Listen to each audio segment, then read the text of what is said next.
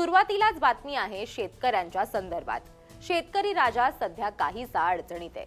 बऱ्याच भागांमध्ये पावसानं दांडी मारल्यानं पेरण्या होऊ शकलेल्या नाहीयेत, पण बळीराजाच्या पाठीशी सरकार ठामपणे उभं असल्याचं दिसून येत आहे।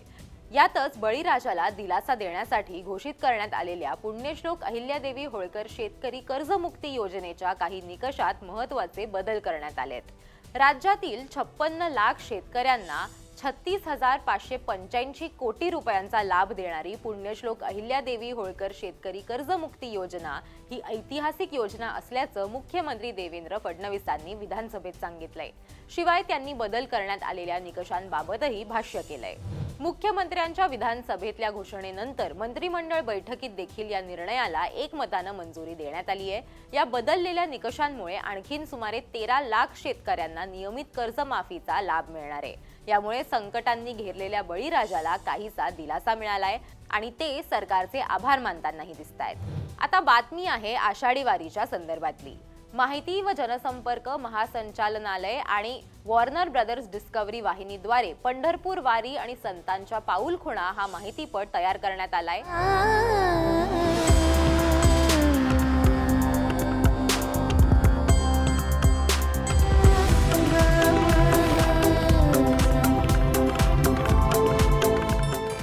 नुकताच आयनॉक्स चित्रपटगृहात मुख्यमंत्री देवेंद्र फडणवीसांच्या उपस्थितीत याचा प्रीमियर शो झाला। हा माहितीपट पंढरपूर वारीची प्रत्यक्ष अनुभूती देत असल्याचं उपस्थितांनी सांगितलंय। प्रीमियर नंतर मुख्यमंत्र्यांनी याबाबत भावना व्यक्त केल्या।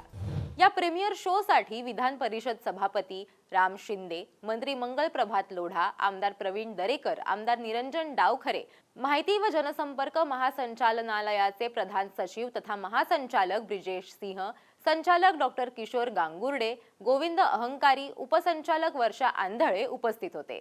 दरम्यान तिकडे वारी पंढरीकडे निघालीये। या पार्श्वभूमीवरती मुख्यमंत्री देवेंद्र फडणवीसांनी पुण्यात संत श्रेष्ठ श्री ज्ञानेश्वर माऊली महाराज आणि जगद्गुरू संत श्री तुकाराम महाराजांच्या पवित्र पादुकांचं दर्शन घेतलं। आषाढी वारी ही श्रद्धा, संस्कृती आणि सामूहिक भक्तीचं जिवंत प्रतीक आहे।